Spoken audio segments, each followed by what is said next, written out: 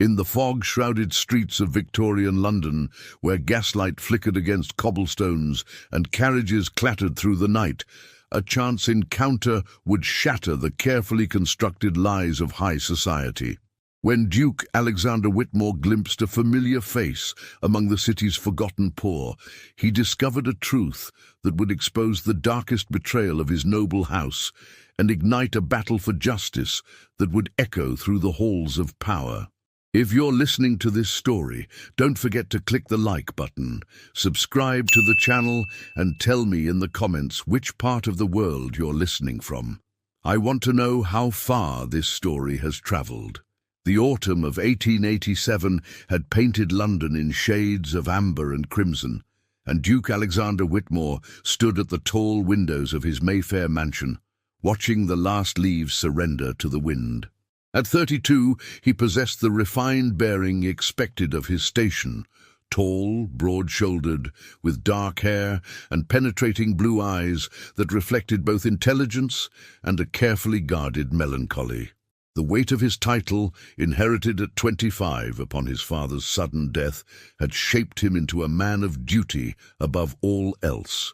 "Your Grace," his butler Pemberton announced from the doorway, "Lady Victoria Ashford has arrived for tea." Alexander straightened his waistcoat and turned from the window. Lady Victoria, daughter of the Earl of Ashford, represented everything his world deemed appropriate: beauty, breeding, and a dowry that would secure the Whitmore legacy for generations. Their engagement, announced 6 months prior, had been celebrated as the union of two of England's most distinguished families. The drawing room, adorned with Persian rugs and ancestral portraits, felt suffocating as Victoria entered. Her golden hair was perfectly arranged beneath a fashionable hat, her emerald dress the latest from Paris. She was undeniably beautiful, yet Alexander found himself studying her with the detachment one might reserve for a fine painting. Admirable, but somehow distant. "Alexander," she greeted him with a practiced smile, extending her gloved hand. "I've come to discuss the final arrangements for our wedding breakfast. Mother insists we must have the Ashford silver displayed prominently." As they settled into conversation about guest lists and floral arrangements, Alexander's mind wandered to memories that seemed increasingly precious with each passing day. 3 years ago, before duty had claimed him entirely, he had known a different kind of happiness. Eleanor Hartwell had been the daughter of his estate manager, intelligent, spirited, with warm brown eyes that sparkled with genuine laughter. Their secret courtship had bloomed like wildflowers in spring, hidden from the disapproving eyes of society. "The Archbishop has confirmed he will perform the ceremony," Victoria continued, her voice cutting through his reverie. "Father says it will be the wedding of the season." Alexander nodded absently, remembering Eleanor's gentle hands as she tended to the estate's gardens, her passionate discussions about literature and social reform. She had challenged his thoughts, awakened his heart, and made him believe that love could transcend the rigid boundaries of class. But when his father discovered their attachment, the consequences had been swift and merciless. "Eleanor Hartwell has been dismissed," his father had announced coldly that terrible morning. "She and her family have been given passage to America. You will not contact her again, Alexander. Your duty is to this family, not to romantic foolishness." The memory still stung like a fresh wound. Eleanor had vanished from his life as suddenly as morning mist, leaving only a brief note expressing her understanding of his position and her hope for his happiness. He had searched for her, sent inquiries across the Atlantic, but it was as if she had simply disappeared into the vast expanse of the New World. "Alexander, you seem distracted," Victoria observed, a slight edge creeping into her voice. "Are you quite well?" "Forgive me," he replied, forcing his attention back to the present. "I was merely considering the responsibilities that await us after our marriage." Victoria's expression softened with satisfaction. "Indeed, we shall make a formidable partnership. The Ashford and Whitmore estates combined will create an empire that spans 3 counties. Our children will inherit a legacy beyond imagination. Children. The word struck him with unexpected force. He had once dreamed of children with Eleanor, little ones with her warm eyes and gentle spirit, raised with love rather than mere duty. Now, the prospect of heirs seemed as cold and calculated as a business transaction. As Victoria departed in her elegant carriage, Alexander found himself walking the halls of his ancestral home with growing unease. The portraits of his forebears seemed to watch him with knowing eyes, as if they understood the sacrifice he was making. His great-grandfather had married for love and been ostracized by society. His grandfather had chosen duty and built the family fortune. His father had done the same, creating a legacy of wealth and influence that now rested on Alexander's shoulders. The wedding was set for December, just 2 months away. Invitations had been sent to every notable family in England. The ceremony would take place at Westminster Abbey, followed by a reception that would be remembered for years to come. Everything was arranged, everything was perfect, except for the growing certainty in Alexander's heart that he was about to make the greatest mistake of his life. That evening, as he sat in his study reviewing estate papers, a letter arrived that would change everything. The handwriting was unfamiliar, but the contents made his blood run cold. It was from a private investigator he had hired years ago to search for Eleanor, a man he had long since given up hope of hearing from. "Your Grace," the letter began, "after extensive investigation I have located Miss Eleanor Hartwell in London. However, I must warn you that the circumstances of her return are most distressing. She appears to be living in considerable poverty in the East End, and there are complications that require your immediate attention." Alexander's hands trembled as he read the address provided. Eleanor was here, in London, living mere miles from his comfortable world, yet separated by an ocean of circumstance. The investigator's cryptic reference to complications filled him with dread and desperate curiosity. As Big Ben chimed midnight across the city, Alexander made a decision that would shatter the carefully ordered world he had built around his grief. Tomorrow, he would venture into the shadows of the East End to find the woman who had never truly left his heart. But what secrets had the years hidden, and what price would the truth demand from them both? The morning fog clung to London's East End like a shroud, transforming the familiar city into something alien and forbidding. Alexander had dismissed his carriage several streets away, unwilling to draw attention with such obvious displays of wealth in these impoverished quarters. Dressed in his simplest coat and hat, he still felt conspicuously out of place among the narrow, soot-stained buildings that housed London's forgotten masses. The address led him through a maze of cramped alleyways where laundry hung like tattered flags between tenements, and the acrid smell of coal smoke mixed with less pleasant odors. Children with hollow cheeks and patched clothing darted between his legs, their laughter a stark contrast to their circumstances. Alexander's heart clenched as he imagined Eleanor navigating these same streets daily, so far removed from the comfortable estate where they had once walked hand in hand through manicured gardens. Number 47, Whitechapel Road, proved to be a narrow boarding house, its once white facade now grey with years of London's industrial breath. Alexander hesitated at the entrance, his hand frozen on the worn brass knocker. 3 years of wondering, of sleepless nights filled with regret and longing, had led to this moment. What would he find beyond this door? What had become of the vibrant, intelligent woman who had captured his heart so completely? The landlady who answered his knock was a weathered woman with suspicious eyes and flour-dusted hands. "If you're looking for work, there ain't none here," she said curtly, taking in his fine clothes despite their simplicity. "I'm seeking Miss Eleanor Hartwell," Alexander said carefully. "I believe she lodges here." The woman's expression shifted, becoming almost protective.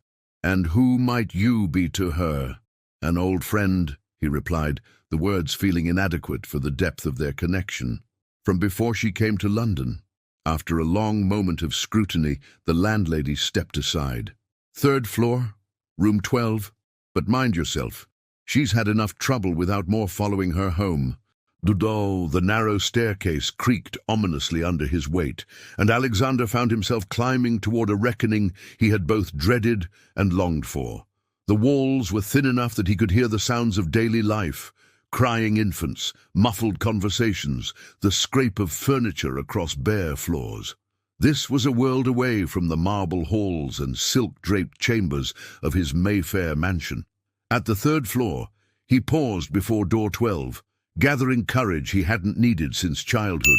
His knock was soft, almost tentative. "Just a moment," came a voice that stopped his heart entirely. Eleanor's voice, though it carried a weariness that hadn't been there 3 years ago. The sound of approaching footsteps was followed by the scrape of a bolt being drawn back. The door opened, and Alexander felt the world tilt on its axis. Eleanor stood before him, and though she was unmistakably the woman he had loved, the years had carved their story across her features. She was thinner than he remembered, her once lustrous brown hair now pulled back severely, and her dress, though clean and carefully mended, spoke of careful economy rather than comfort. But it was her eyes that struck him most profoundly.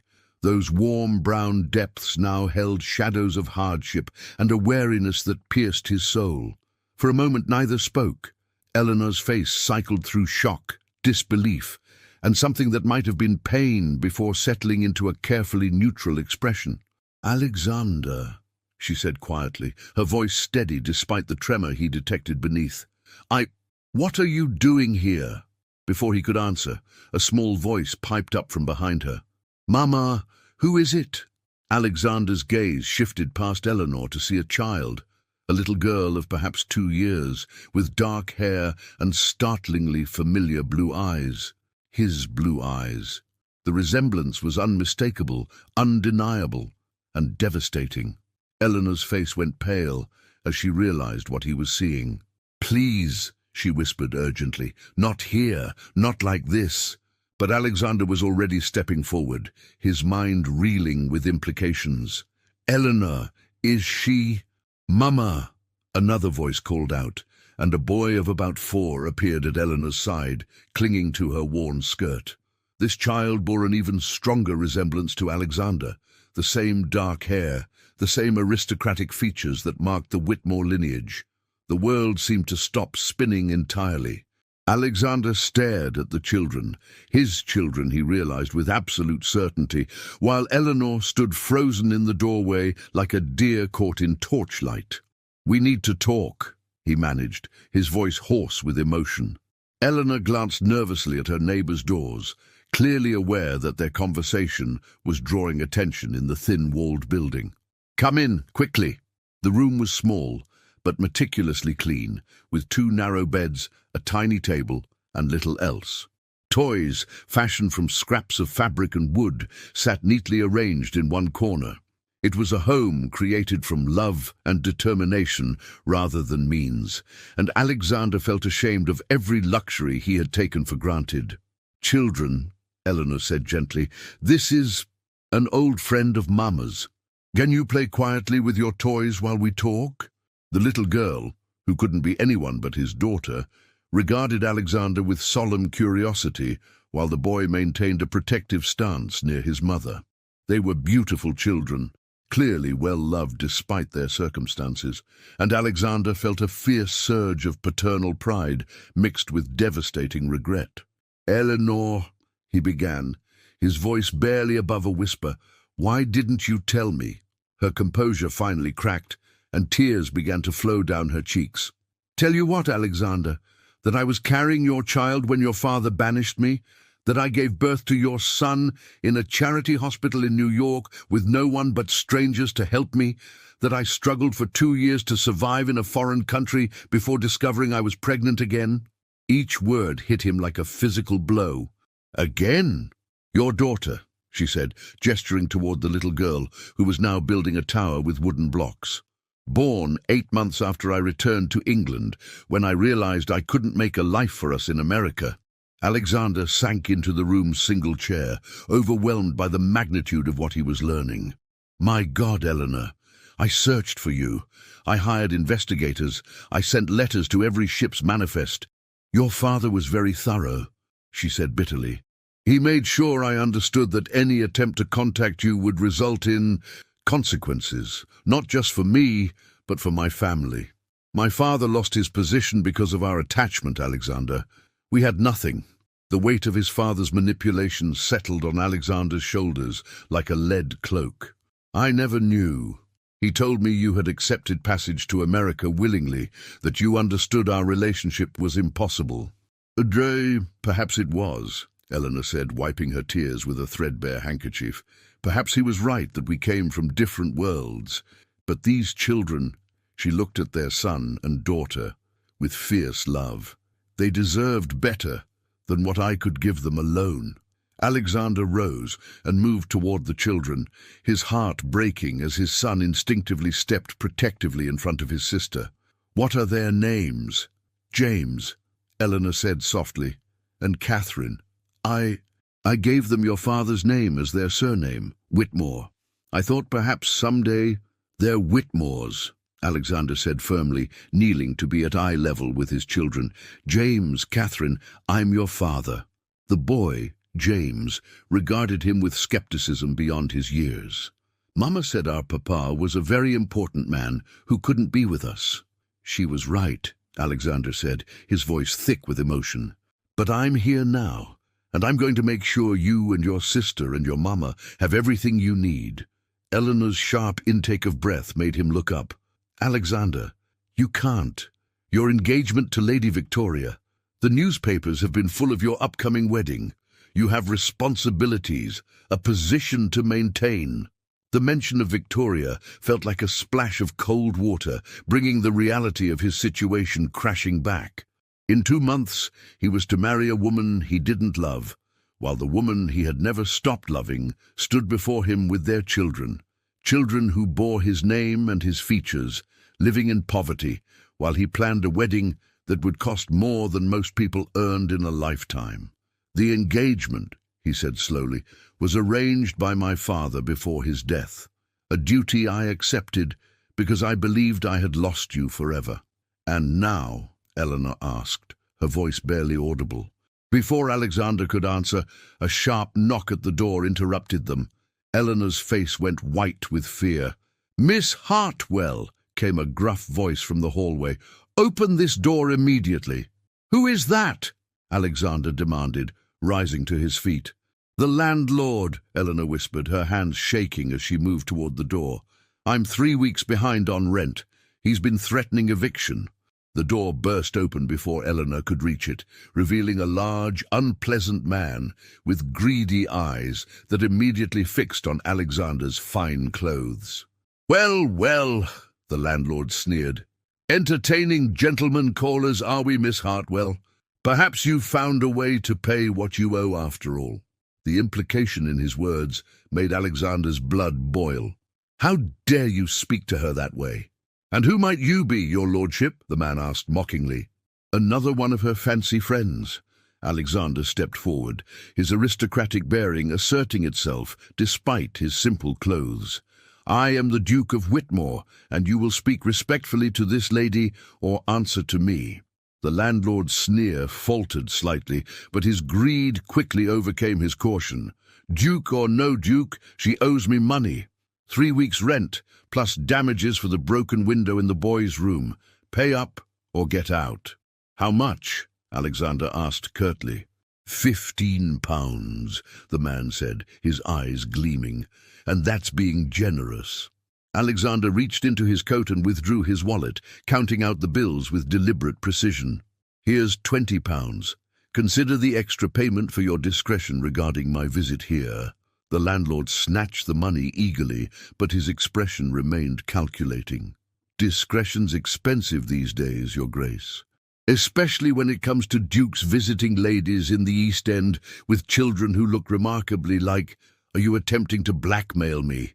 Alexander's voice carried the authority of generations of nobility, and the landlord actually took a step backward. "Just saying that some information might be valuable to the right people," the man muttered. Newspapers pay well for stories about the nobility's indiscretions. The threat hung in the air like poison. Alexander realized with growing horror that his presence here had potentially made Eleanor's situation far worse. If word of this reached the scandal sheets, if Victoria's family learned of his children's existence, the consequences would be devastating for everyone involved. "Get out," Alexander said quietly, but with such menace that the landlord fled without another word. In the silence that followed, Eleanor sank onto one of the narrow beds, her face buried in her hands. "You shouldn't have come," she whispered. "Now he knows, and men like that, they don't forget opportunities like this." Alexander knelt beside her, gently taking her hands in his. "Eleanor, I'm going to fix this. I'm going to take care of you and the children, I promise." "How?" she asked, looking up at him with eyes full of despair. "You're engaged to be married in 2 months. Your wedding is to be the social event of the season. Even if you wanted to acknowledge James and Catherine, the scandal would destroy your family's reputation. And me, I would be branded as your mistress, your children as illegitimate. Is that the life you want for them?" The truth of her words cut deeper than any blade. Alexander had been raised to understand that reputation was everything, that the family name was sacred, that duty came before personal desire. But looking at his children, his son building a careful fortress of blocks while his daughter watched with solemn eyes, he felt those old certainties crumbling. "There has to be a way," he said desperately. "I won't abandon you again. I can't." Eleanor's smile was heartbreaking in its sadness. "You never abandoned us, Alexander. You never knew we existed. But now that you do, what happens next will define not just our future, but the kind of man you choose to be." As if summoned by her words, James approached them cautiously. "Mama," he said in his clear, young voice, "is the bad man going to make us leave again?" Eleanor gathered her son into her arms, and Alexander watched as Catherine toddled over to join them. His family, broken, scattered, but undeniably his, huddled together in their tiny room while he stood apart, trapped between love and duty, between his heart and his heritage. Outside, the fog was beginning to lift, but Alexander felt as if he was sinking deeper into a maze, with no clear path forward. How could he choose between the life he had built and the life he had unknowingly created? How could he protect the woman he loved and the children he had just discovered without destroying everything his family had worked generations to achieve? And somewhere in the shadows of London's underworld, a greedy landlord was already planning how to profit from the Duke of Whitmore's most dangerous secret. The carriage ride back to Mayfair felt like a journey between 2 different worlds, each mile carrying Alexander further from the cramped reality of Eleanor's existence and deeper into the gilded cage of his own obligations. The contrast was so stark, it seemed almost impossible that both could exist in the same city, under the same grey London sky. His mind churned with images of his children, James's protective stance, Catherine's solemn blue eyes, Eleanor's worn hands that had once been soft from a life of relative comfort. By the time he reached his mansion, Alexander had made a decision that would have seemed impossible just hours earlier. He could not, simply return to his previous life as if nothing had changed. But neither could he act rashly and destroy the lives of everyone involved, including his children, who deserved better than to become the subjects of scandal and whispered gossip. "Pemberton!" he called as he entered the grand foyer, his voice echoing off the marble floors and crystal chandeliers that suddenly seemed obscenely opulent. "Yes, Your Grace? Send word to Lady Victoria that I must postpone our meeting tomorrow. A family matter requires my immediate attention." The butler's eyebrows rose slightly. Pemberton had served the Whitmore family for 30 years and was not easily surprised, but he simply nodded. "Of course, Your Grace. Shall I provide any specific details?" "Tell her I've received urgent news regarding my late father's estate affairs, something that requires careful investigation before our wedding." It wasn't entirely a lie. Alexander reasoned. His father's machinations had indeed created this situation, and it certainly required investigation. As Pemberton departed to send the message, Alexander retreated to his study, where he began composing a letter that would either save his family or destroy everything he had ever known. The letter was addressed to his aunt, Lady Margaret Whitmore, his father's younger sister, who had scandalized society 20 years earlier by refusing an arranged marriage and instead pursuing a career as a writer. She lived in a fashionable townhouse in Bloomsbury, surrounded by artists, intellectuals, and other unconventional souls who had found ways to live outside society's rigid expectations. "Dearest Aunt Margaret," he wrote, his pen moving with increasing urgency, "I find myself in need of your counsel regarding a matter of the utmost delicacy and importance. Circumstances have arisen that require both your wisdom and your discretion. Might I call upon you tomorrow afternoon? The matter cannot wait, and I fear I have no one else I can trust with such a sensitive situation." As he sealed the letter, Alexander reflected on why his aunt was the only person he could turn to. Margaret had always been the family rebel, the one who chose love over duty when she eloped with a penniless poet at 19. Though her husband had died young, leaving her widowed but financially independent through her successful novels, she had never remarried despite numerous suitors. She understood the cost of defying society's expectations, but she also understood the price of living authentically. The next morning brought a swift reply from Margaret, written in her characteristic bold handwriting. "My dear Alexander, your letter has intrigued me greatly. Come at 3 o'clock and bring whatever troubles are weighing so heavily on your conscience. I shall have tea prepared and my most comfortable chair waiting. Your devoted aunt, M." The hours until his appointment crawled by with agonizing slowness. Alexander found himself unable to concentrate on estate business, his thoughts constantly returning to the small room in Whitechapel where his children were probably playing with their makeshift toys while Eleanor worried about their future. He had left money with her, enough to cover several months' rent and expenses, but he knew that financial support alone would not solve their fundamental problem. Lady Margaret's townhouse in Bloomsbury stood in sharp contrast to the grand formality of Alexander's Mayfair mansion.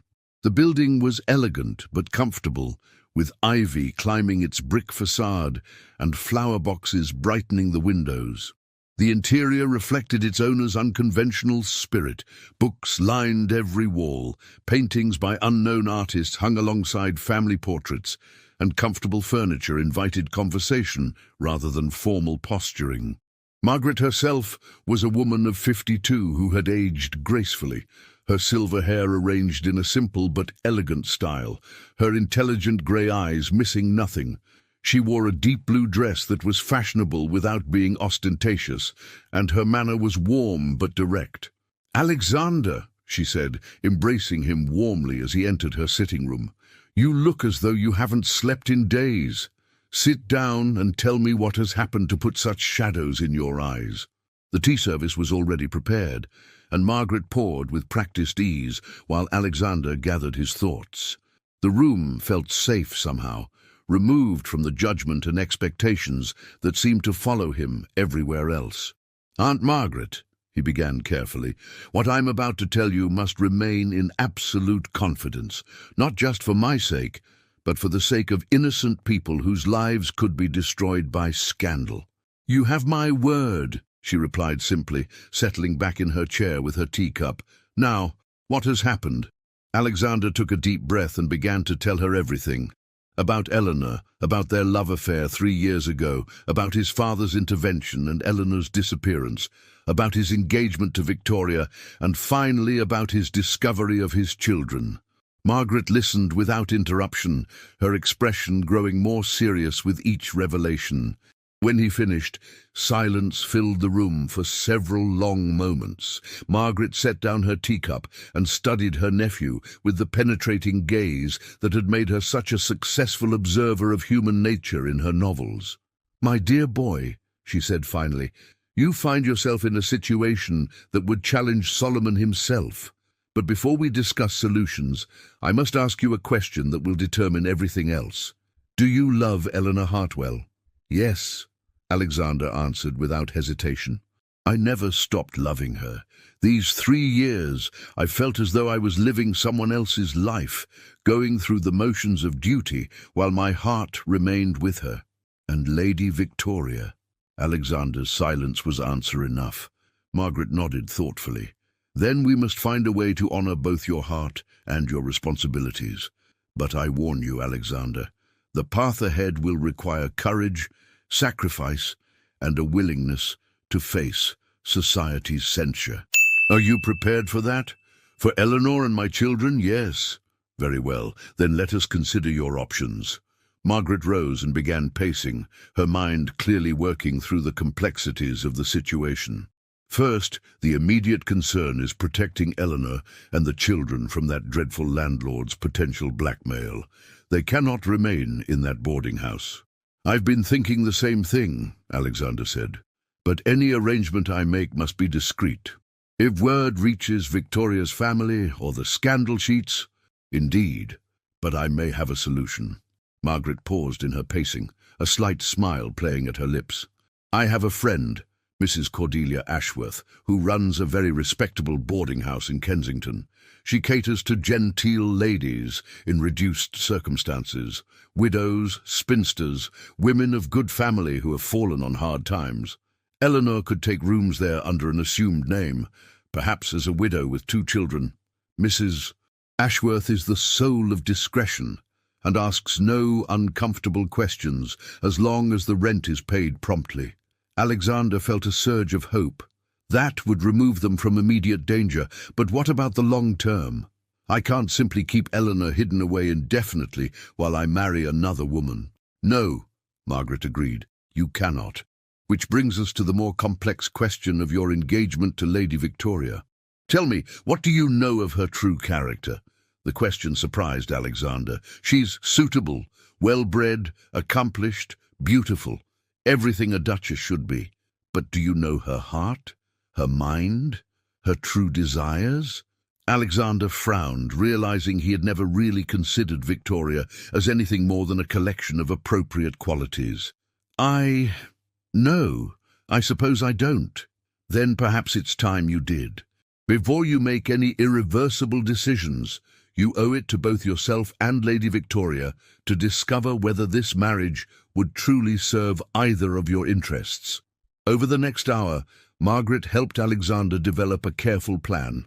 Eleanor and the children would be moved to Mrs. Ashworth's boarding house within the week, where they would be safe and comfortable while Alexander navigated the more complex challenge of his engagement. Meanwhile, he would begin spending more time with Victoria, not as a dutiful fiancé going through the motions, but as a man trying to understand the woman he was supposed to marry. And if you discover that Victoria is as trapped by duty as you are, Margaret suggested, perhaps there might be a solution that serves everyone's interests. You think she might welcome an end to our engagement?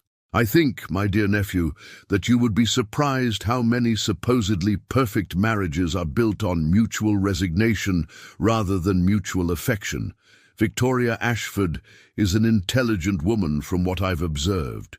She may have her own reasons for accepting this arrangement that have nothing to do with love. As Alexander prepared to leave, Margaret placed a gentle hand on his arm. One more thing, Alexander. Whatever you decide, you must be prepared to face the consequences with dignity. Society will not forgive easily if you choose love over duty. Your children may face challenges because of their birth circumstances. Eleanor will be judged harshly, no matter how you proceed. Are you strong enough to protect them all? I have to be, Alexander replied. I failed them once through ignorance. I won't fail them again through cowardice. That evening, Alexander sat in his study composing 2 more letters. The first was to Mrs. Ashworth, requesting accommodations for a widow and her children, with references provided by Lady Margaret. The second was to Eleanor, explaining the arrangement and asking her to trust him as he worked to find a permanent solution to their situation. As he wrote to Eleanor, Alexander found himself pouring out feelings he had suppressed for 3 years. "My dearest Eleanor," he wrote, "finding you and our children has awakened something in me that I thought was lost forever. I cannot promise that the path ahead will be easy, but I can promise that I will not abandon you again. Whatever the cost, whatever the consequences, I will find a way for us to be together as a family. You have my word as a gentleman and my pledge as the father of your children." The next morning brought an unexpected visitor that would complicate Alexander's carefully laid plans. Lady Victoria arrived unannounced, her usual composure replaced by an agitation that immediately put Alexander on guard.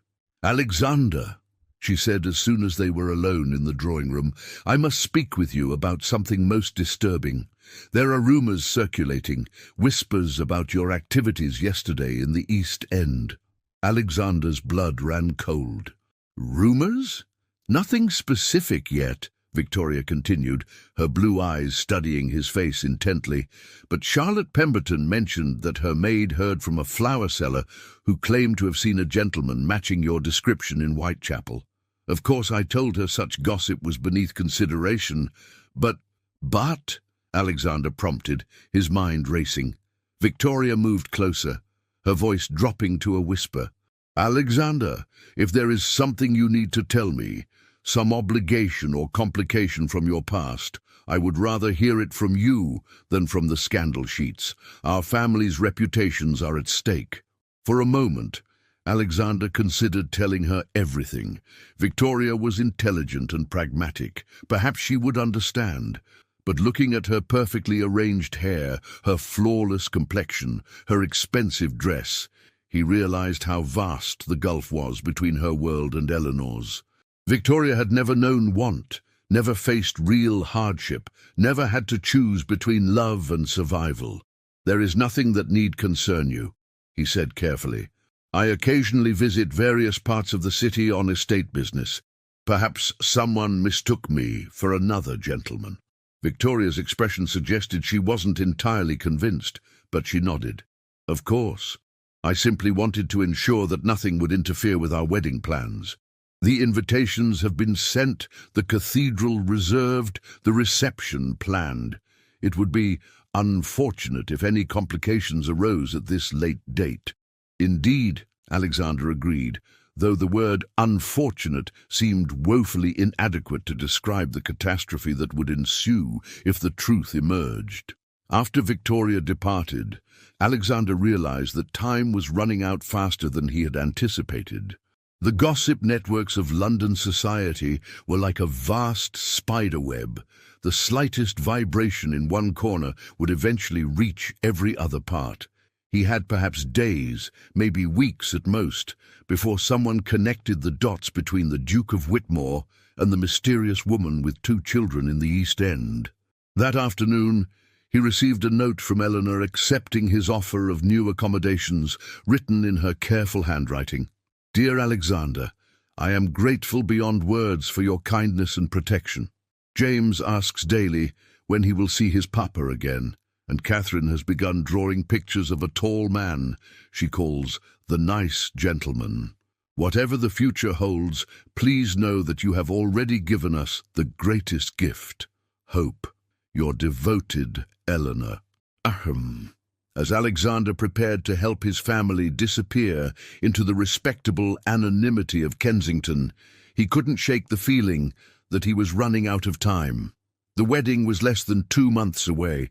Victoria was growing suspicious, and somewhere in London's shadows, greedy eyes were watching for an opportunity to profit from his secret. But for the first time in 3 years, Alexander felt truly alive. He had found his purpose again, and no matter what challenges lay ahead, he would not let duty destroy love a second time. The question that haunted him as he fell asleep that night was whether love would be strong enough to overcome the forces arrayed against it, or whether his children would grow up knowing their father only as the man who had chosen his title over his heart. The move to Mrs. Ashworth's boarding house in Kensington had been accomplished with military precision and utmost discretion. Eleanor, now known as Mrs. Eleanor Whitfield, a widow from Yorkshire with 2 young children, had settled into comfortable rooms that, while modest, represented luxury compared to their previous accommodations. The boarding house catered to respectable ladies in reduced circumstances, and Eleanor found herself among governesses between positions, spinster daughters of deceased clergymen, and other women navigating society's narrow expectations with quiet dignity. Alexander visited twice weekly under the pretense of checking on a distant cousin's welfare, a story that Mrs. Ashworth accepted without question, thanks to Lady Margaret's impeccable references. These visits became the highlight of his existence, watching James practice his letters with fierce concentration, listening to Catherine's babbled stories about her dolls, and stealing precious moments of conversation with Eleanor in the boarding house's modest parlour. It was during one such visit, 3 weeks after Eleanor's relocation, that Alexander made a discovery that would change everything. He had arrived to find Eleanor in the parlour with another resident, a striking woman in her 30s, with auburn hair and intelligent green eyes. "Alexander," Eleanor said, rising as he entered, "may I present Miss Vivian Hartley? She's been most kind to the children and myself since our arrival." Miss Hartley curtsied gracefully, but Alexander detected something familiar in her bearing, a confidence that spoke of good breeding despite her current circumstances. "Your Grace," she said, and Alexander was surprised by the warmth in her voice. "Mrs. Whitfield has spoken of your kindness to her family." As they conversed, Alexander learned that Miss Hartley was a former governess who had been dismissed from her position when her employer's son had developed an inappropriate attachment to her. She was now seeking new employment while living on her modest savings. "It's a common enough story," she said with a rueful smile. "A young man fancies himself in love with his governess, and rather than discipline their son, the family blames the woman for encouraging him. I was fortunate to escape with my reputation intact, though my prospects are somewhat diminished." Something in her story resonated with Alexander, and he found himself studying Miss Hartley more carefully. There was an intelligence in her eyes that reminded him of Eleanor, but also a worldliness that spoke of experience with society's hypocrisies. It was Eleanor who made the connection that would prove pivotal. "Miss Hartley," she said thoughtfully, "you mentioned that your previous position was with the Ashford family. Would that be the same Ashfords who—" "Indeed," Miss Hartley confirmed with a knowing look. "I was governess to Lord Ashford's younger children for 3 years. I know the family quite well, including Lady Victoria." Alexander felt his pulse quicken. "You know my fiancée?" Miss Hartley's expression grew carefully neutral. "I do, Your Grace. She is a most accomplished young lady." The hesitation in her voice was slight but unmistakable. Alexander exchanged a glance with Eleanor, who seemed to understand the significance of this revelation. "Miss Hartley," Alexander said carefully, "might I speak with you privately? There is a matter of some delicacy I would like to discuss." Eleanor excused herself to check on the children, leaving Alexander alone with the former governess. Miss Hartley waited expectantly, her hands folded in her lap with the patience of someone accustomed to navigating delicate situations. "What I'm about to tell you must remain in strictest confidence," Alexander began, then found himself, for the second time in recent weeks, revealing secrets that could destroy lives. Miss Hartley listened without interruption, her expression growing more thoughtful with each revelation. When he finished, she was quiet for a long moment. "Your Grace," she said finally, "I believe I can help you, but first you must understand something about Lady Victoria that may surprise you." "What do you mean?" Miss Hartley glanced toward the door, ensuring they wouldn't be overheard. "Lady Victoria is not the willing bride you believe her to be. During my time with the family, I observed her closely. She is intelligent, well-read, and possessed of strong opinions that she has learned to keep hidden. More importantly, she's deeply in love with someone else." Alexander stared at her in shock. "That's impossible. She's never given any indication." "Because she cannot," Miss Hartley interrupted gently. The object of her affections is entirely unsuitable by her family's standards. Dr. Edmund Thornfield, a physician who treats the poor in London's charity hospitals. They met when Lady Victoria was involved in charitable work, against her parents' wishes, I might add. She has been corresponding with him secretly for over a year. The revelation hit Alexander like a physical blow. "You're certain of this?" "I helped deliver their letters," Miss Hartley admitted. "Lady Victoria confided in me because she had no one else she could trust. She is as trapped by duty as you are, Your Grace. This marriage represents security for her family's financial difficulties, difficulties that are not widely known but are quite real." Alexander's mind raced with the implications. Financial difficulties? Lord Ashford has made several poor investments. The family fortune is not what it appears to be. Lady Victoria's marriage to you would solve their problems while providing you with the appropriate bride society expects. It's a business arrangement disguised as a love match. For the first time since discovering Eleanor and his children, Alexander felt a glimmer of hope that didn't require destroying innocent lives. "Miss Hartley, would you be willing to help arrange a meeting between Lady Victoria and myself? A private conversation where we might speak honestly about our situation." "I believe I could manage that," she said with a slight smile.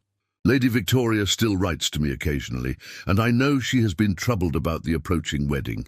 She might welcome the opportunity to speak candidly with you." The meeting was arranged for the following week at Lady Margaret's townhouse, with Miss Hartley serving as intermediary.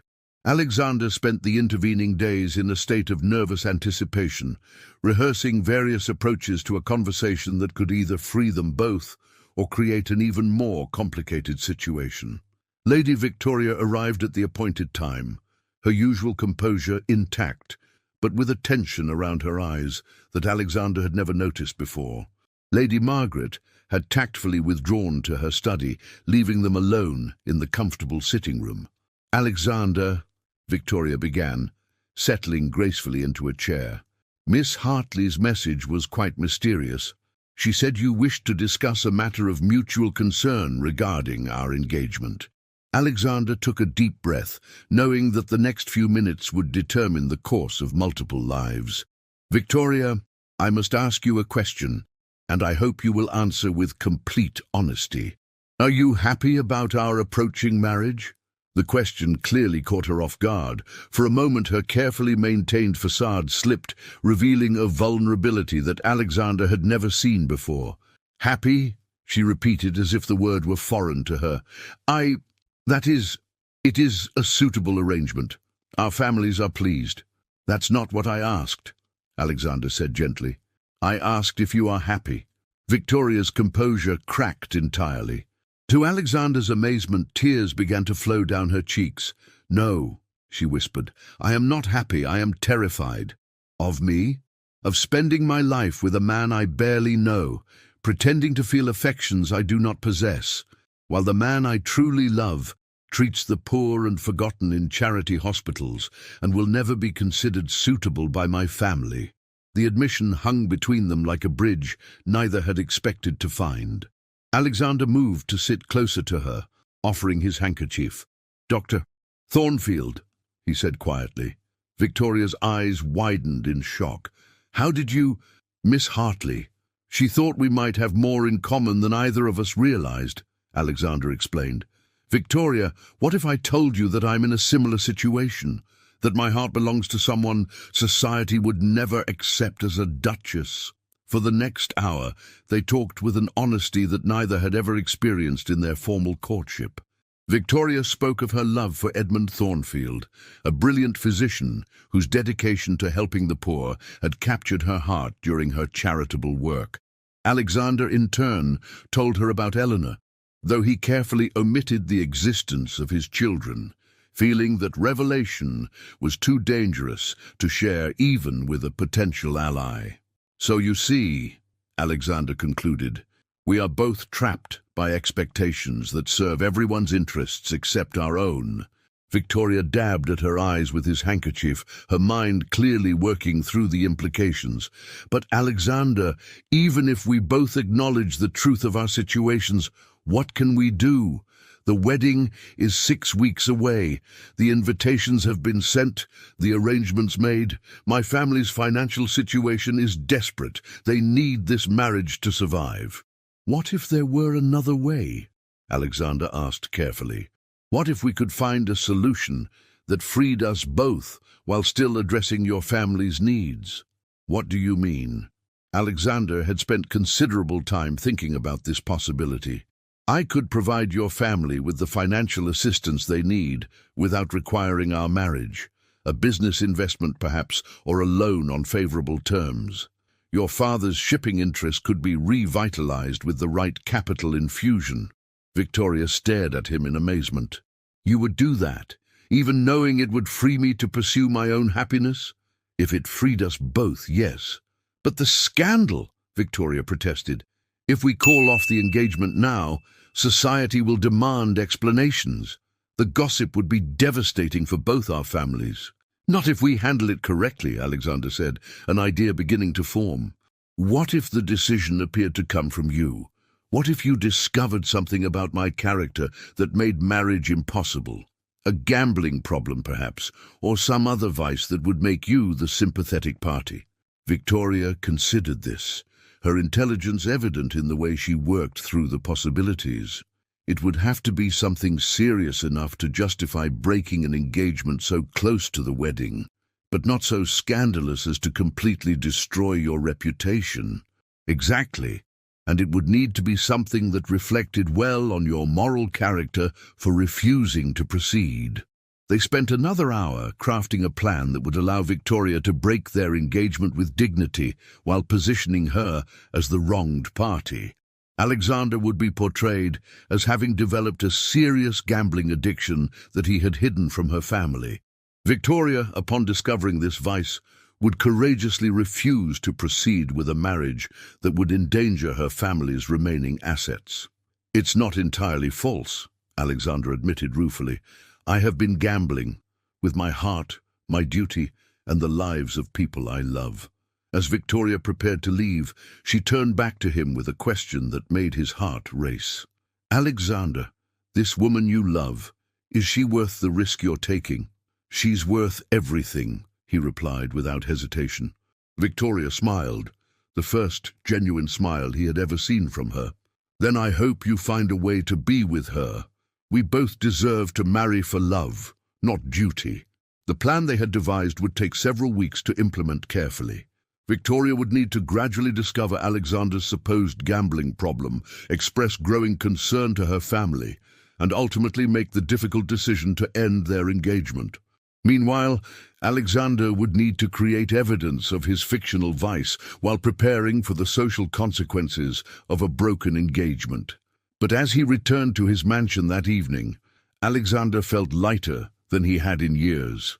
For the first time, he could see a path forward that didn't require destroying innocent lives or abandoning the woman and children he loved. The real test would come when London society learned that the Duke of Whitmore's perfect engagement had crumbled just weeks before the wedding. The gossip would be intense, the speculation endless, and the pressure to explain himself enormous. Yet Alexander found himself looking forward to the challenge.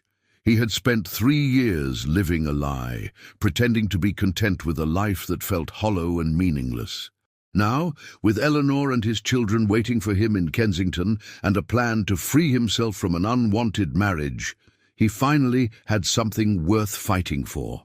The only question that remained was whether he could execute their plan before the whispers about his visits to the East End grew loud enough to reach the wrong ears.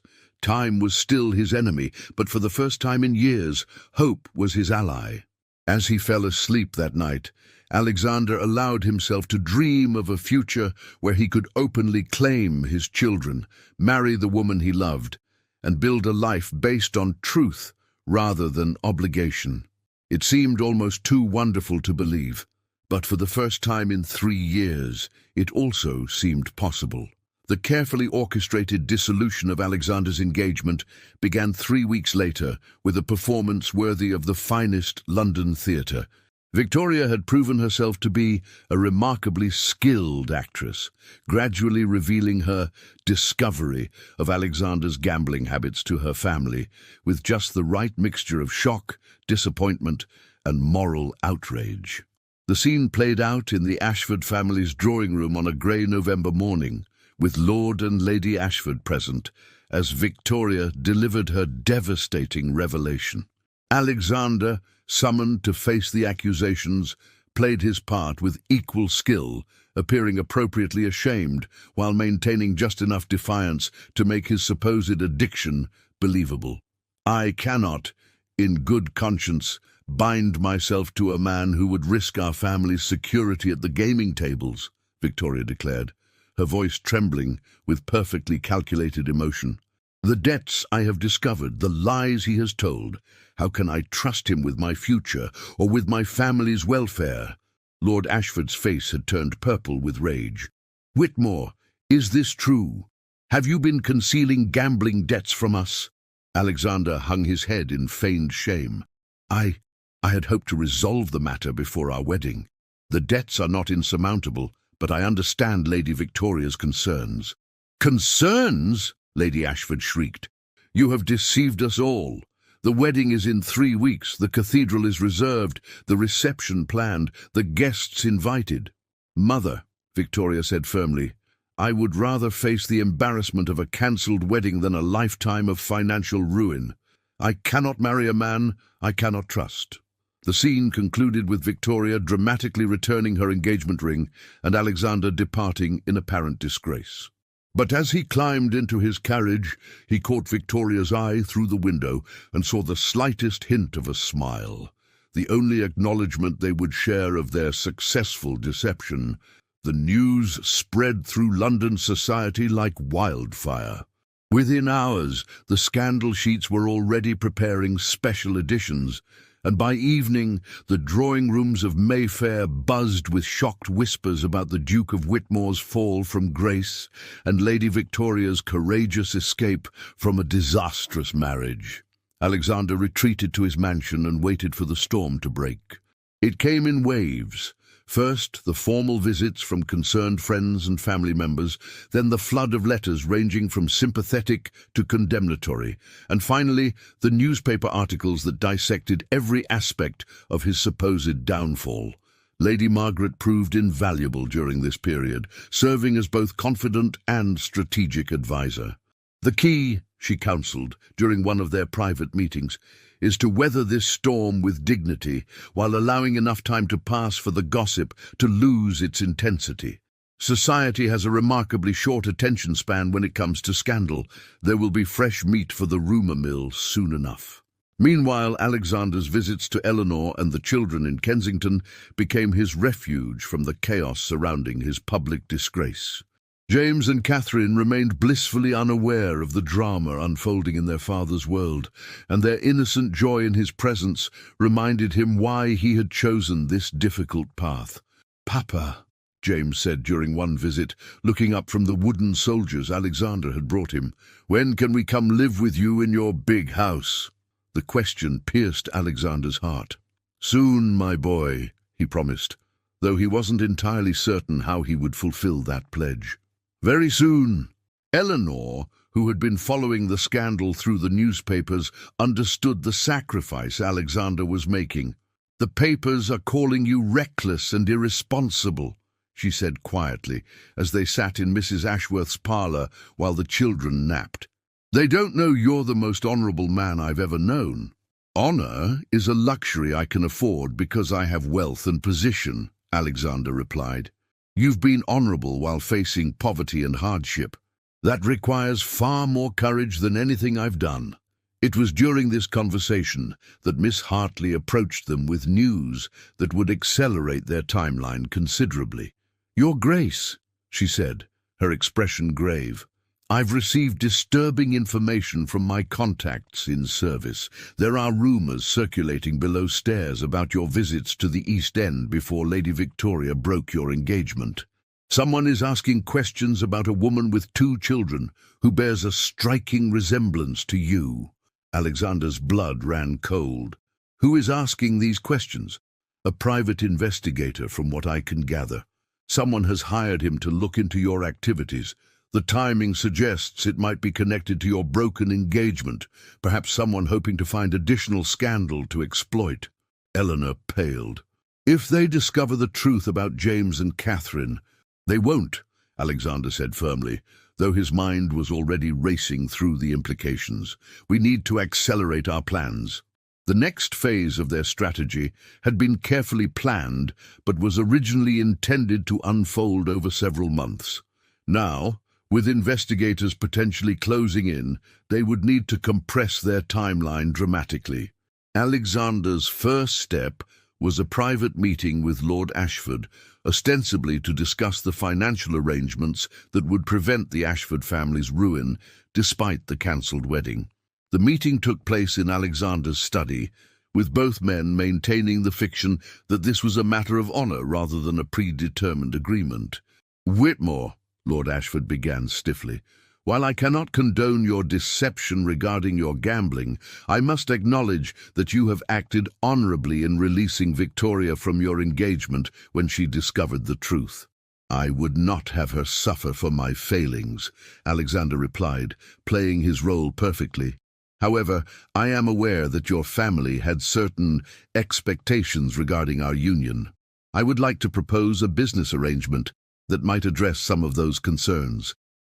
What followed was a carefully negotiated agreement that would see Alexander investing substantially in Lord Ashford's shipping ventures, providing the financial stability the family needed while maintaining the appearance of a legitimate business transaction rather than charity.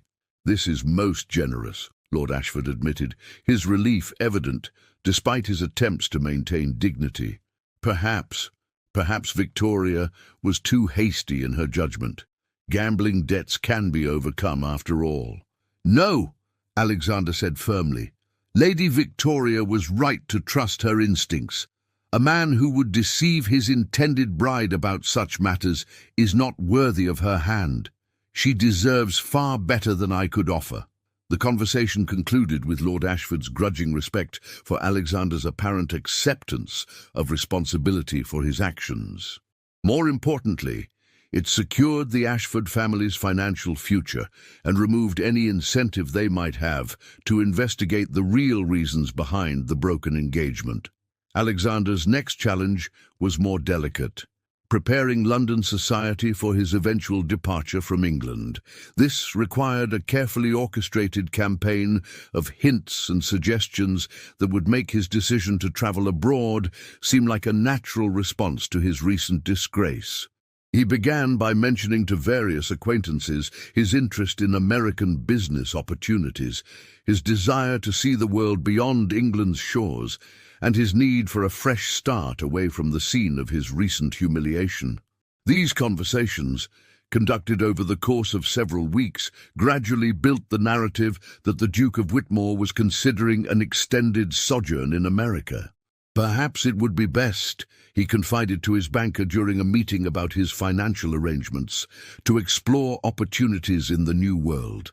"I understand there are fortunes to be made in American railways and mining ventures." The banker, eager to maintain the business of even a disgraced duke, was enthusiastic about the possibilities. "Indeed, Your Grace, many English gentlemen have found success in American enterprises. The country offers opportunities for reinvention that might be beneficial given recent circumstances." Meanwhile, Eleanor was making her own preparations for the journey that would take them all far from London's prying eyes.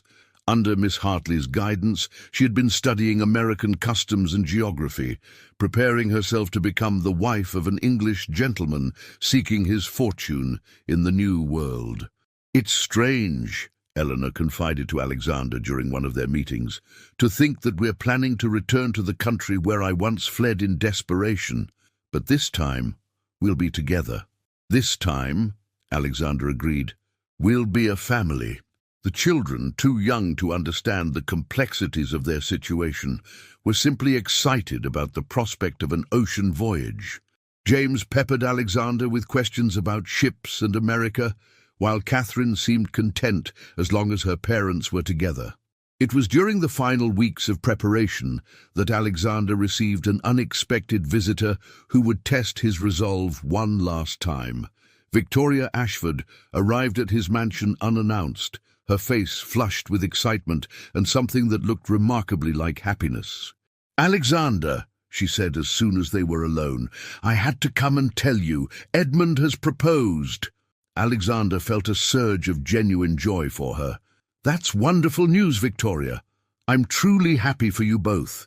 "It's all thanks to you," she continued, her eyes bright with tears of joy. "The investment you made in Father's business has stabilized our finances enough that I can marry for love rather than duty. Edmund was prepared to wait years until he could support me properly, but now you can both be happy," Alexander finished. "That's all I ever wanted for you." Victoria studied his face carefully.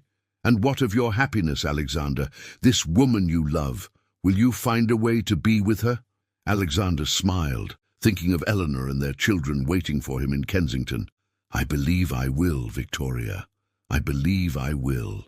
As Victoria prepared to leave, she turned back with one final question. "The gambling debts, they were never real, were they?" Alexander met her gaze steadily. "What matters is that we both found our freedom, Victoria.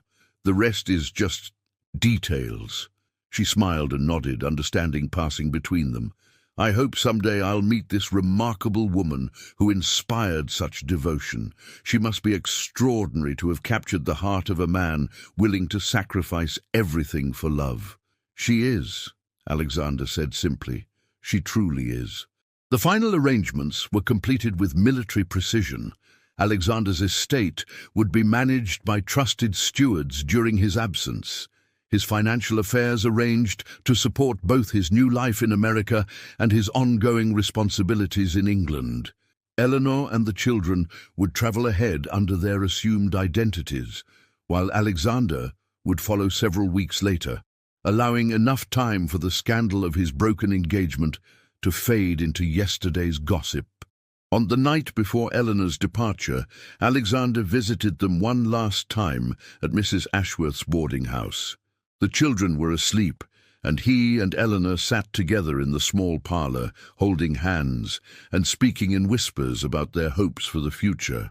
"Are you certain about this?" Eleanor asked, her voice soft with concern. "You're giving up everything you've ever known, your title, your position, your life in England." "I'm not giving up anything that matters," Alexander replied, bringing her hand to his lips. "I'm choosing everything that matters. You, James, Catherine, you are my real life. Everything else was just existing." Eleanor's eyes filled with tears. "I love you, Alexander. I never stopped loving you, even when I thought I'd never see you again." "And I love you," he whispered. "In 3 months, we'll be together in America, and this time nothing will separate us again." As he prepared to leave, Alexander knelt beside his sleeping children, memorizing their faces and promising silently that the next time he saw them, it would be as their acknowledged father in a land where their past wouldn't define their future. The morning of Eleanor's departure dawned grey and misty, fitting weather for such a momentous occasion. Alexander watched from a distance as she and the children boarded the ship that would carry them to New York, his heart breaking and soaring simultaneously as he saw his family disappear into the crowd of passengers. In 3 months, he would follow them to America, where Duke Alexander Whitmore would transform into simply Alexander Whitmore, a gentleman seeking his fortune in the new world with his beloved wife and children.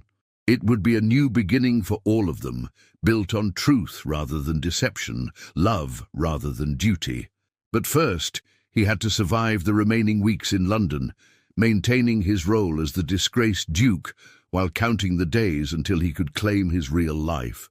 The hardest part of his journey was just beginning, but for the first time in years, Alexander felt truly alive with purpose and hope. The question that haunted his final nights in London was whether their carefully constructed plan would hold long enough for him to escape, or whether the investigators Miss Hartley had warned about would uncover the truth before he could disappear into the anonymity of America's vast frontier.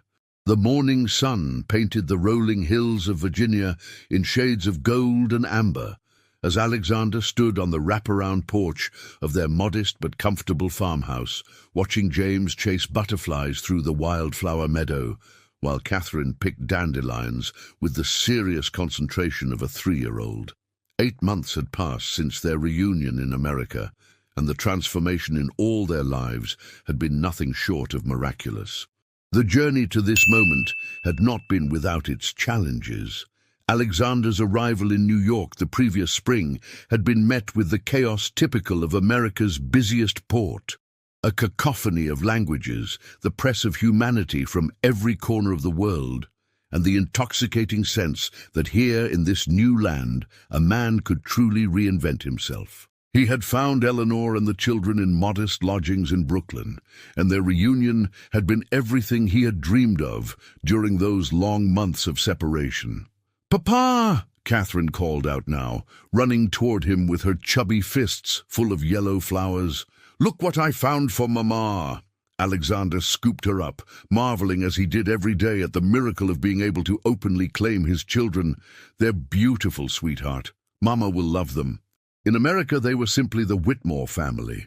Alexander, a gentleman farmer from England seeking opportunity in the New World. Eleanor, his devoted wife, and James and Catherine, their beloved children. No one questioned their story or demanded explanations about their past. Here, among the rolling farmland of Virginia, they had found the freedom to be exactly who they were meant to be. The farmhouse itself was a testament to their new life. Alexander had purchased the property with funds carefully transferred from his English accounts, choosing land that was fertile and beautiful, but far enough from major cities to ensure their privacy. The house was smaller than any residence he had ever inhabited, but it was filled with something his grand mansion in Mayfair had never possessed: genuine happiness. Eleanor emerged from the kitchen, wiping her hands on her apron and smiling at the sight of her family gathered on the porch. The months in America had restored the bloom to her cheeks and the sparkle to her eyes. She wore a simple blue dress that she had sewn herself, her hair arranged in a practical style that somehow made her more beautiful than any elaborate coiffure ever had. "James," she called to their son, who was now attempting to catch a particularly elusive butterfly. "Come wash your hands. Breakfast is ready." The morning meal was a far cry from the formal dining experiences of Alexander's previous life. They gathered around a simple wooden table in the kitchen, sharing eggs from their own chickens, bread that Eleanor had baked, and milk from their cow, Bessie. The conversation was lively and warm, filled with plans for the day and gentle teasing between family members. "Papa," James said, his face serious as he contemplated his eggs, "when I grow up, will I be a duke like you were?" Alexander and Eleanor exchanged a glance. They had been honest with the children about their father's background, explaining it in terms they could understand, while emphasizing that titles and wealth were far less important than love and character. "No, son," Alexander replied gently. "You'll be something much better. You'll be an American. You can choose to be whatever you want to be, based on your own talents and hard work, not because of who your grandfather was." James considered this with the gravity of a 5-year-old philosopher. "I think I'd like to be a farmer like you, Papa, and maybe a doctor too, to help people like Dr. Morrison does." Dr. Morrison was their neighbor, a kind man who had become something of a mentor to Alexander as he learned the practical aspects of farming. The doctor's acceptance of their family had been typical of their reception in the community.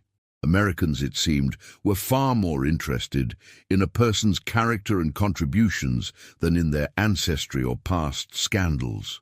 After breakfast, Alexander walked the boundaries of their property, a daily ritual that never failed to fill him with satisfaction. The land was theirs, truly theirs, in a way that his inherited English estates had never been. Every fence post he had helped to set, every field he had helped to clear, represented a choice rather than an obligation.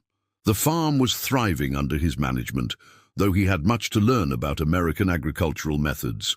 His neighbors had been generous with advice and assistance, and Alexander had discovered a talent for innovation that had been stifled by the rigid traditions of English estate management. They grew corn and wheat, raised cattle and chickens, and Eleanor had established a garden that was the envy of the county. As he walked, Alexander reflected on the letters that arrived regularly from England, keeping him informed of the world he had left behind. Lady Margaret wrote frequently, her correspondence filled with news of London society and assurances that the scandal of his broken engagement had been thoroughly overshadowed by fresher gossip. Victoria had married her Dr. Thornfield in a quiet ceremony, and by all accounts they were blissfully happy. Most surprisingly, Alexander had received a letter from Victoria herself just the previous month, written from her new home in London's East End, where she was working alongside her husband in his medical practice. "My dear Alexander," she had written, "I wanted you to know that Edmund and I often speak of the courage you showed in choosing love over duty. Your example gave us both the strength to follow our hearts, and we are happier than I ever dared to dream possible. I hope that wherever you are, you have found the same joy that you made possible for us." The letter had moved Alexander deeply, confirming that their carefully orchestrated deception had achieved its intended purpose. Victoria was free to love and be loved. The Ashford family's financial difficulties had been resolved, and no one in London society suspected the true reason for the broken engagement. Alexander's contemplation was interrupted by the sound of approaching hoofbeats. A rider was coming up the lane, Dr. Morrison by the look of it, though it was unusual for him to visit so early in the day. "Alexander," the doctor called as he dismounted, "I have news that I thought you should hear immediately." Alexander felt a familiar chill of apprehension. "What kind of news?" Dr. Morrison's expression was grave, but not alarmed. "I was in Richmond yesterday on medical business, and I happened to encounter a gentleman from England. A private investigator," he said. "He was asking questions about English families who had settled in Virginia recently, particularly those with young children." The blood drained from Alexander's face. After 8 months of peace, had his past finally caught up with them? "Did he mention any names specifically?" Alexander asked, trying to keep his voice steady. "He was particularly interested in anyone connected to the Whitmore family," Dr. Morrison replied. "I told him I knew of no such people in our area, which is technically true. You're simply Alexander Whitmore to us, not the Duke of Whitmore. But I thought you should be aware that someone is still looking." Alexander's mind raced through the implications. Who would still be investigating his affairs after all this time? And more importantly, how close were they to discovering his family's location? "Thank you for the warning," Alexander said. There are circumstances from my past that might make such inquiries problematic for my family's safety." Dr. Morrison nodded understandingly. "I suspected as much. You have the bearing of a man who has known privilege, but also the wariness of someone who has reason to avoid attention. Whatever brought you to America, Alexander, you've proven yourself to be a good neighbor and a devoted family man. That's all that matters to us here." The doctor's words were comforting, but Alexander knew that their peaceful existence might be under threat. That evening, after the children were asleep, he shared Dr. Morrison's news with Eleanor. "We may need to consider moving further west," he said as they sat together on the porch, watching fireflies dance in the gathering dusk.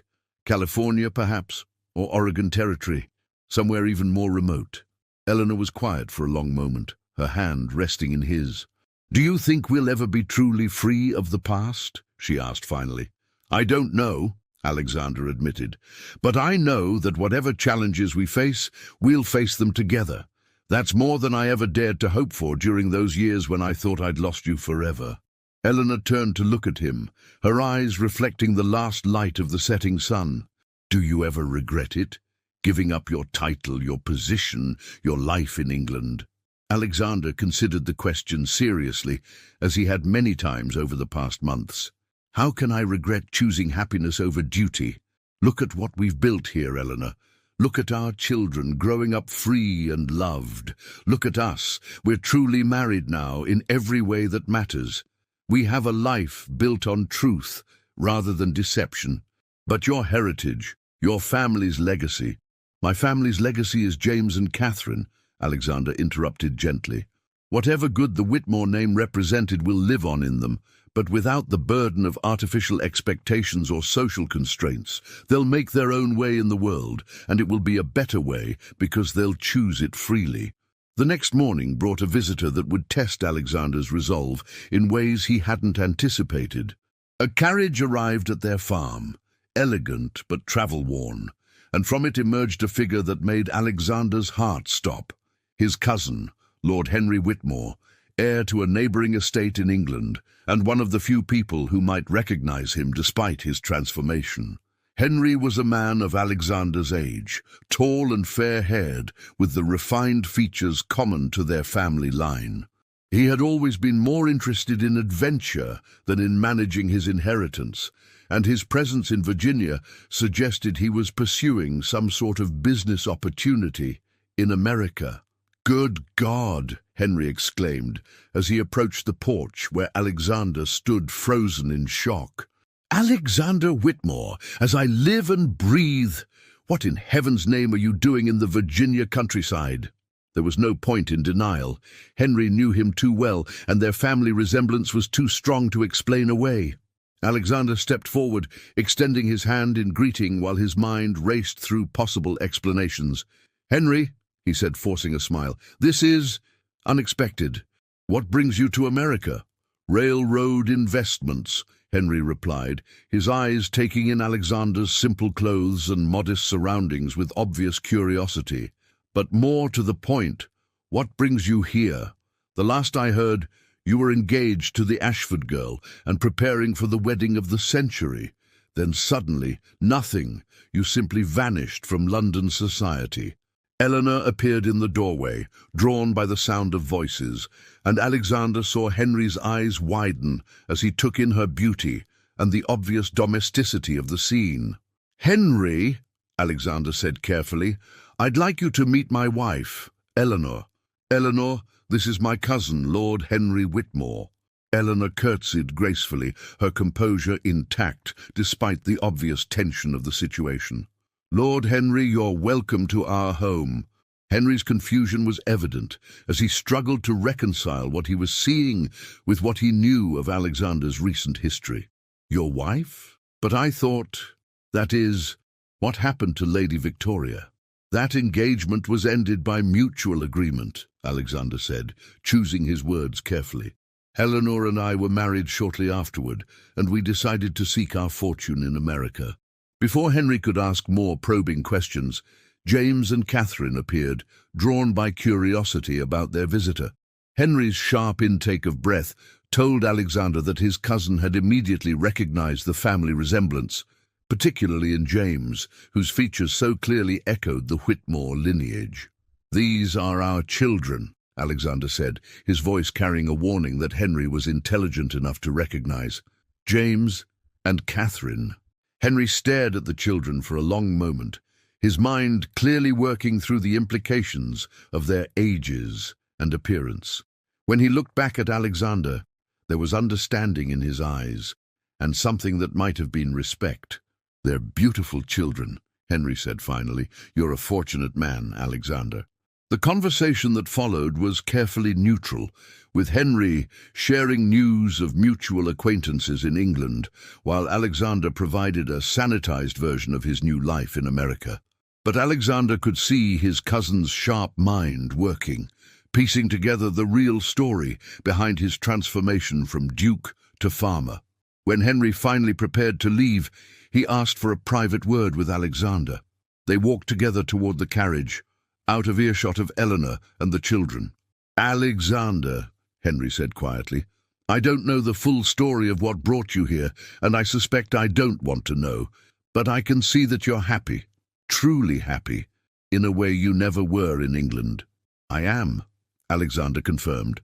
"Happier than I ever thought possible." Henry nodded thoughtfully. "There are still people in England who ask questions about your disappearance. Nothing urgent, you understand, but curiosity. If anyone should ask me directly whether I've seen you, what would you have me say?" Alexander met his cousin's gaze steadily. "The truth, Henry, that you encountered a man named Alexander Whitmore living quietly with his family in Virginia, a man who bears a resemblance to your missing cousin, but who is clearly someone else entirely." Henry smiled, the first genuine smile of their encounter. "Indeed, a case of mistaken identity, nothing more. Though I must say this Alexander Whitmore seems far more content than the Duke I once knew." As Henry's carriage disappeared down the lane, Alexander felt a weight lift from his shoulders.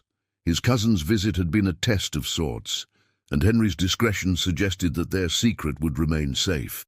That evening, as Alexander tucked James and Catherine into their beds, his son asked a question that went straight to his heart. "Papa, will you tell us a story about the old country?" Alexander settled into the chair beside their bed, Eleanor joining him as she did every night for this cherished ritual. "Once upon a time," he began, "there was a man who lived in a grand castle but was very lonely. He had everything that people thought should make him happy: wealth, position, a title. But his heart was empty because he had no one to love." "What happened to him?" Catherine asked, her eyes wide with interest. "He met a beautiful, kind woman who filled his heart with joy," Alexander continued, smiling at Eleanor. "But the rules of his world said they couldn't be together, so the man had to make a choice. He could keep his castle and his title, or he could choose love." "What did he choose?" James asked, though Alexander suspected his intelligent son already knew the answer. "He chose love," Alexander said, gathering both children into his arms. "And he discovered that love was worth more than all the castles and titles in the world. He found a new home where he could be with the people who mattered most to him, and he lived happily ever after." "Like us?" Catherine asked sleepily. "Exactly like us," Alexander confirmed, kissing her forehead. As he and Eleanor made their way to their own bedroom, Alexander reflected on the truth of the story he had just told. He had indeed chosen love over duty, and the choice had led him to a happiness he had never imagined possible. Outside their window, the Virginia countryside stretched away into the darkness, vast and full of possibilities. Somewhere in that darkness, investigators might still be searching for the missing Duke of Whitmore. But here, in this modest farmhouse, Alexander Whitmore had found something far more valuable than any title or inheritance. He had found home. The man who had once been bound by duty and tradition was now free to write his own story, and it was a story of love triumphant over all obstacles. Whatever challenges the future might bring, Alexander knew that he and Eleanor would face them together, their children growing up in the knowledge that they were loved unconditionally and that their worth was measured not by their bloodline, but by their character. In choosing love, Alexander had not lost his legacy. He had transformed it into something far more precious and enduring. The Whitmore name would continue, but it would be carried forward by children who understood that true nobility came from the heart, not from a title bestowed by accident of birth. As he drifted off to sleep beside the woman he loved, Alexander smiled at the thought that somewhere in England, people might still be searching for the Duke of Whitmore, never realizing that he had found exactly what he was looking for in the hills of Virginia. A life worth living, a love worth fighting for, and a family worth any sacrifice. The Duke was gone, but the man remained, and he had never been happier. As the morning sun rose over the Virginia hills, painting the sky in shades of hope and promise, Alexander Whitmore stood with his family on the porch of their modest farmhouse, watching their children play in the meadow where wildflowers bloomed freely. He had traded a duke's coronet for a farmer's hat, a marble mansion for a wooden home, and the rigid expectations of English nobility for the boundless possibilities of the American frontier. In Eleanor's gentle smile, he saw the vindication of every choice he had made. In James's laughter as he chased butterflies, he heard the sound of freedom itself. In Catherine's innocent joy as she gathered dandelions, he witnessed the pure happiness that had eluded him for so many years in the gilded halls of Mayfair. The investigators might still come. The past might still reach across the ocean to threaten their peace. But Alexander no longer feared discovery. He had learned that true nobility was not inherited but earned, that real wealth was measured not in pounds sterling but in moments of genuine happiness, and that the greatest legacy a man could leave was not a title passed down through generations, but children raised with love and the freedom to choose their own destinies. Behind them, the farmhouse stood as a testament to what could be built when love was chosen over duty, when authenticity triumphed over expectation, and when two hearts refused to let society's boundaries define their happiness. It was not grand by the standards of his former world, but it was home in every way that mattered. As Eleanor took his hand and their children's laughter filled the morning air, Alexander knew with absolute certainty that he had made the right choice.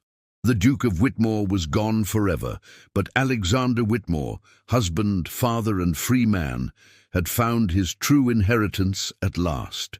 In the end, love had indeed conquered all, and in the rolling hills of Virginia, a family bloomed where they were planted, their roots growing deep in soil, nourished by truth, watered by sacrifice, and blessed by the simple revolutionary act of choosing happiness over everything else the world had to offer.